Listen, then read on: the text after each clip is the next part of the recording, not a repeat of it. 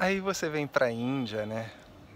Estudar, passar mais uma temporada aqui curtindo os ensinamentos do Swami TV, comer aquela comida gostosa, mas nem tudo são flores. Há de se lavar as roupas e pregá-las agora no solzinho aqui no varal, porque agora só faltam 2 dias, já volto para o Brasil. E foi bastante interessante poder tirar esse tempo para ser simplesmente aluno, mas ao mesmo tempo poder dividir com um pouco mais de frequência os estudos com a galera através dessa moderna tecnologia do Instagram, Facebook e todas as outras ferramentas que temos a nosso favor. E de vez em quando os seus alunos, né, ou outras pessoas que começam ali a dividir contigo esse cotidiano, também desabafam sobre as questões fundamentais do yoga, ou como o yoga é praticado, ou como ele é apresentado. E infelizmente o yoga continua sendo apresentado como uma ginástica que deve seguir um determinado padrão, porque se você não seguir esse determinado padrão, você está fora do jogo. Mas yoga fala sobre liberdade acima de tudo, né? Então eu não deveria ser livre para poder ensinar da forma que eu aprendi, ou da forma um pouco mais ligada ao yoga raiz, ao yoga tradicional, que fala sobre conhecimento, que fala sobre essa liberdade de determinados padrões, ao invés de ter que seguir uma linha que um empresário, que uma grande rede de yoga ou que uma academia me impõe. Mas espera aí que eu também tenho que prender as roupas aqui no varal e a gente vai falando sobre isso. Mas enfim, a questão fundamental é que os alunos basicamente são ignorantes em relação àquilo que é o yoga, né?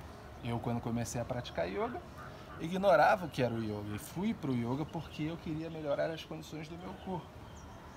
Mas, por sorte, caí na mão de bons professores que me ensinaram que yoga não era só o corpo. E aí, eu passei com o tempo a exigir menos do meu corpo em relação à prática. E eu aprendi isso com o meu professor e hoje estou aí nos meus 40, com o meu corpo mais ou menos inteirinho ou não tão magoado quanto tantos outros corpos que se magoam aí na prática de yoga.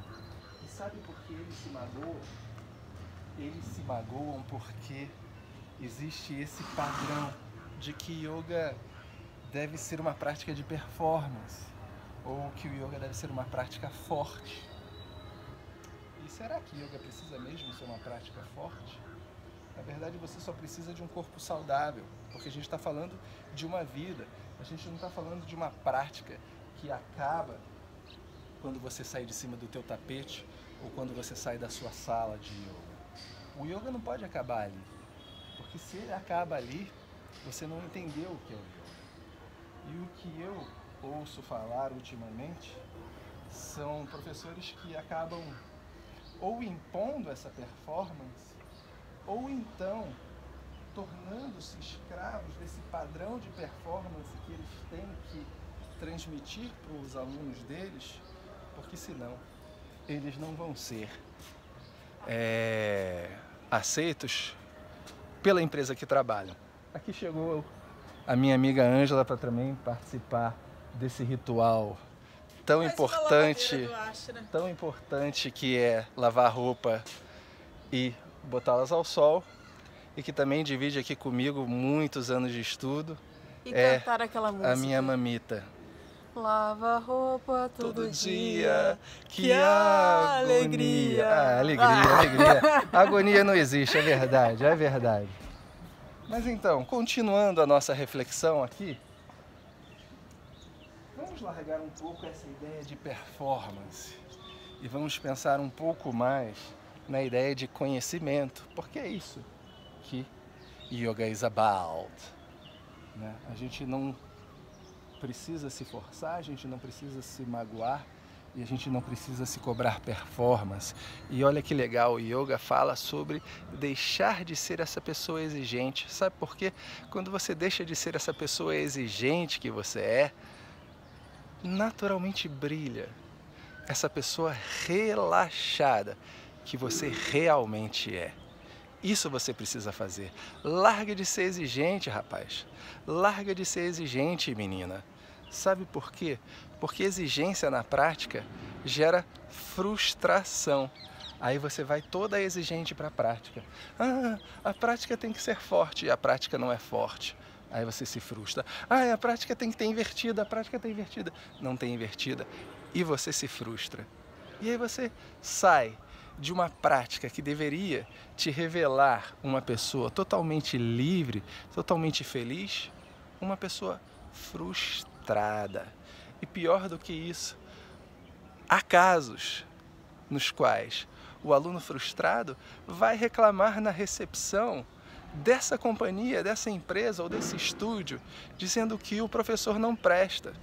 Pode ser até que o professor não preste, pode ser que o professor realmente ensine que yoga é maromba, é suor, e diga aquela besteira máxima de que suor desintoxica.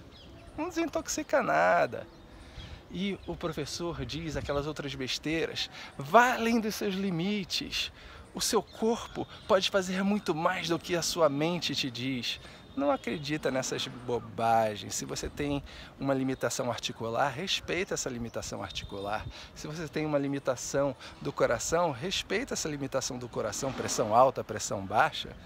Não vai ser legal. Não é a sua mente que está impondo isso. O seu corpo diz isso. Então, respeita.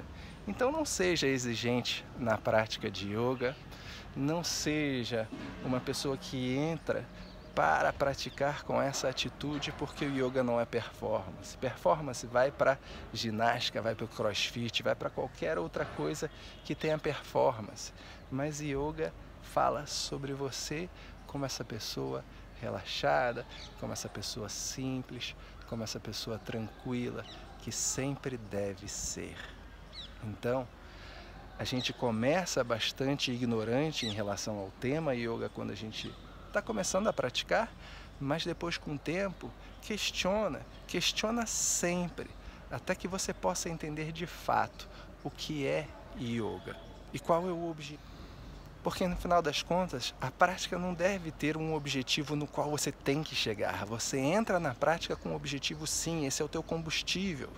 Mas quando você começa a praticar, aquele objetivo já é a própria prática. E se você vai chegar nesse objetivo que você traçou lá no começo, isso não importa. Não importa se você vai chegar ou não. O que importa é o que você pode fazer de melhor nesse caminho, nesse processo de prática, nesse processo de amadurecimento, nesse processo de autoconhecimento. Portanto, sem exigências, é sem frustrações. Portanto, você se vê essa pessoa feliz, assim como eu estou agora nesse sol lindo de Rishikesh, colocando as minhas roupinhas no varal. Já estou voltando para o Brasil. Namastê.